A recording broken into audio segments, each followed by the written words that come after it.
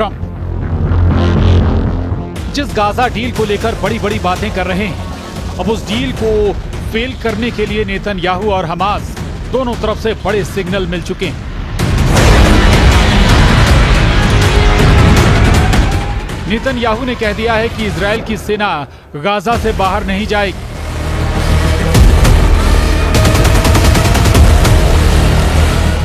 वहीं हमास ने कहा है कि दुनिया की कोई ताकत उनके हथियार नहीं छीन सकती। ऐसे में डोनाल्ड ट्रंप के सामने बहुत बड़ा संकट खड़ा हो गया है। गाजा पर सबसे बड़ा धोखा मिल चुका है। इजराइल और हमास दोनों तरफ से डोनाल्ड ट्रंप बहुत बुरी तरह फंस गए हैं।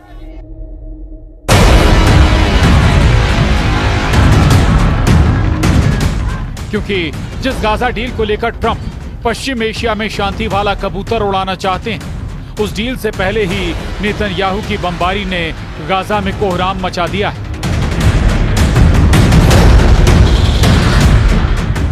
इजराइल की सेना ने एक दिन में 50 लोगों को मौत के घाट उतार दिया।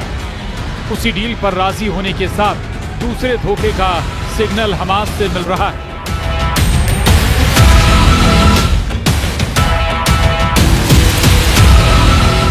हर शर्त पर तैयार होने वाले हमास ने साफ कह दिया है कि वो हथियार नहीं छोड़ेगा, इजराइल के आगे सरेंडर नहीं करेगा।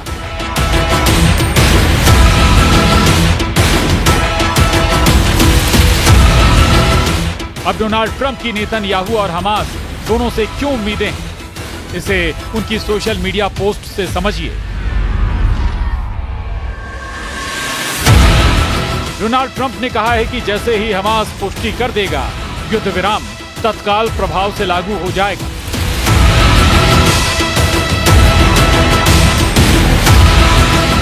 इसके साथ ही बंधकों और कैदियों की अदला बदली शुरू हो जाएगी।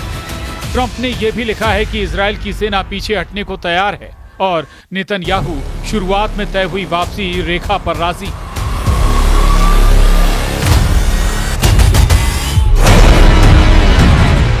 लेकिन ट्रंप से मिलकर बड़े बड़े दावे करने वाले नेतन्याहू अचानक पलट गए।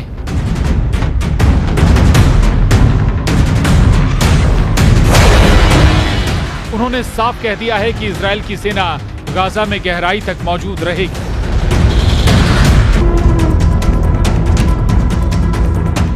उधर इजराइल के पीएम बेंजामिन नेतन्याहू का कहना है कि उम्मीद करता हूं कि मैं आने वाले दिनों में सुकोत की छुट्टियों में मैं सभी बंधकों की वापसी का ऐलान कर पाऊंगा।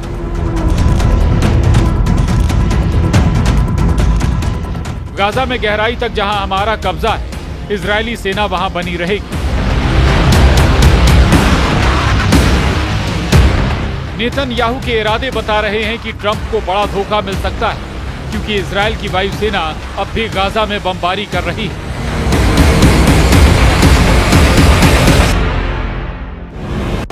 और दूसरी तरफ नेतन्याहू खुद बोल रहे हैं कि उनकी फौज गाजा के उन इलाकों पर कब्जा रखेगी जहां वो इस वक्त मौजूद है। इजराइल के टैंकों से लेकर बख्तरबंद गाड़ी लगातार गाजा के अलग अलग इलाकों में ऑपरेशन कर रही है। यानी हमास के हां और ना से पहले ही इजराइल ने अपना फैसला सुना दिया है।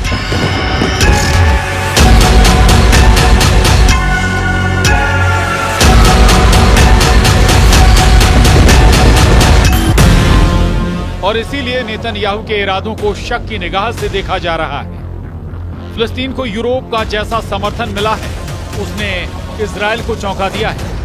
यह आयरलैंड की राजधानी डबलिन है।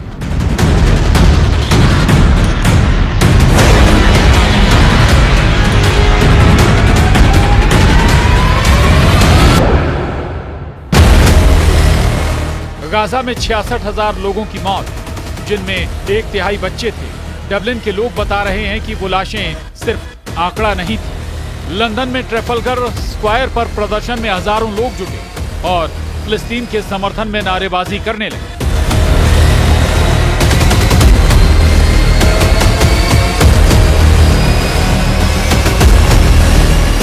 लंदन की पुलिस हरकत में आई और इस तरह लोगों को वहां से हटाने की कोशिश हुई।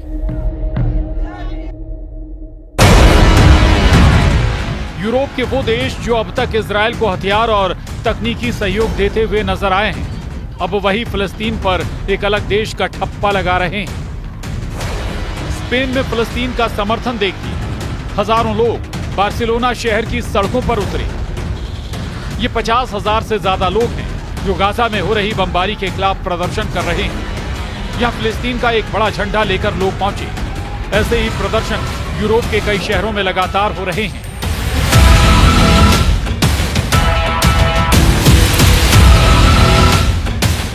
इसमें कोई शक नहीं कि गाजा पर बमबारी को लेकर पूरी दुनिया की नाराजगी से भी नेतन्याहू और इजराइल के कैंप में हड़कंप मचा हुआ है।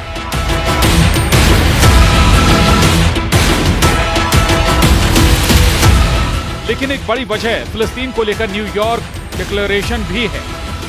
12 सितंबर को संयुक्त राष्ट्र में 2 स्टेट सॉल्यूशन के तहत फिलिस्तीन को राज्य का दर्जा देने को लेकर वोटिंग हुई थी और उसमें 142 वोट फिलिस्तीन के समर्थन में पड़े, जबकि इजराइल के समर्थन में सिर्फ 10 देशों ने वोट किया था। इन 10 देशों में प्रमुख तौर पर अमेरिका, अर्जेंटीना और हंगरी शामिल थे।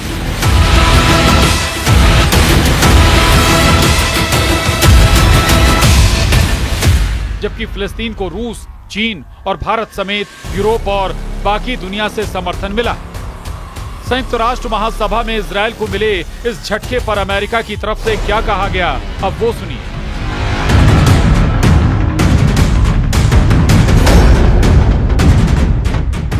यूएन में यूएस की प्रतिनिधि मॉर्गन ओर्टेगस का कहना है कि ये घोषणा पत्र ये सच्चाई मानने में नाकाम है कि 7 अक्टूबर को हमास की तरफ से किया गया आतंकी हमला ही इस युद्ध की वजह बना।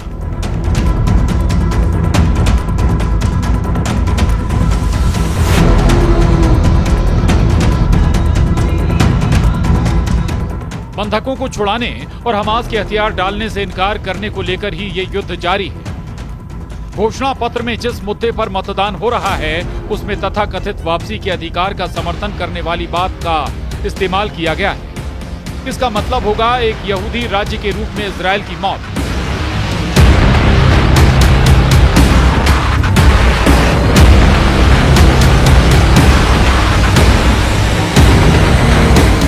इसी वजह से अमेरिका इस प्रस्ताव के खिलाफ मतदान में सभी से शामिल होने की अपील करता है। फिलिस्तीन को एक अलग देश का दर्जा देने की मांग एक ऐसा मुद्दा है जिसे नेतन्याहू कभी मानने को तैयार नहीं। यही वजह है कि संयुक्त राष्ट्र में मिले झटके ने इजराइल को एक बार फिर डोनाल्ड ट्रंप की चौखट पर पहुंचा दिया और वहां से निकली गाजा डील के बाद भी नेतन्याहू लगातार गाजा पर बमबारी कर रहे हैं।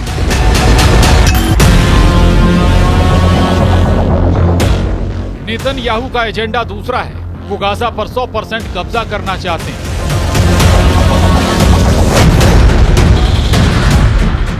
इसमें कोई शक नहीं कि ट्रंप जानते हैं कि नेतन्याहू अपने घर में बहुत ज्यादा दबाव में है। तेल अवीव से लेकर इजराइल के हर शहर में लोग जमा होकर सिर्फ 2 मांगों पर अड़े हुए हैं। युद्ध बंद करो, बंधकों को वापस लाओ। और वहीं इजराइल की पब्लिक ये भी कह रही है कि नेतन्याहू पर उनको यकीन नहीं।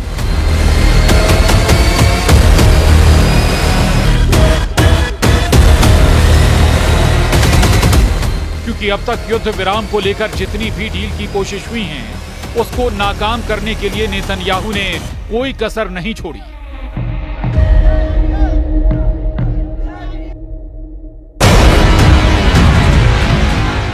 इजराइल की सड़कों पर ट्रंप और नेतन्याहू के पुतलों के साथ प्रदर्शन हो रहा है। ये तस्वीरें ऐसी हैं जो व्हाइट हाउस में भी देखी जा रही होंगी।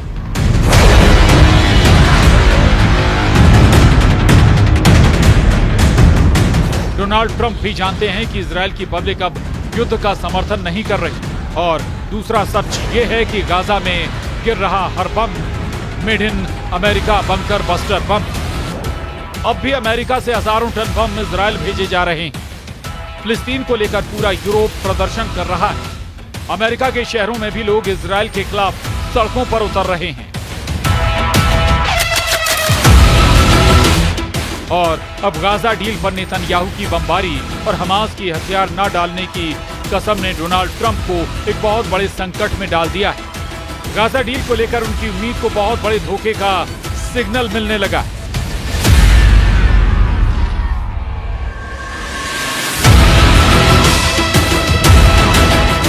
Bureau report, news 18।